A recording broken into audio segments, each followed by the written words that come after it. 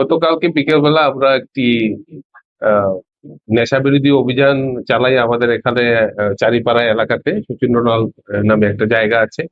সেই জায়গাতে আমরা টিএসআর পার্সোনাল এবং 124 ব্যাটালিয়ন সিআরপিএফ এর কোম্পানির পার্সোনাল কি সঙ্গে নিয়ে আমরা একটি অভিযান চালাই।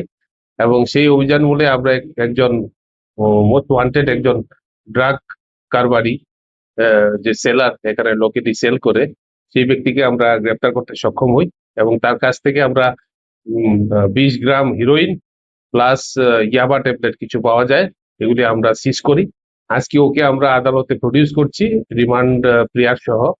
তাকে জিজ্ঞাসাবাদ করে এই এলাকাতে কারা কারা এখানে ড্রাগস পৌঁছায় বা কোথায় কোথায় তারা এগুলিকে ডেলিভারি করে, সেই সব তথ্য বের করে আমরা আরো কিছু ড্রাগস কারবারি যারা এখানে আছে সবাইকে আমরা চিহ্নিত করে আমরা গ্রেপ্তার করতে পারবো বলে আমাদের বিশ্বাস।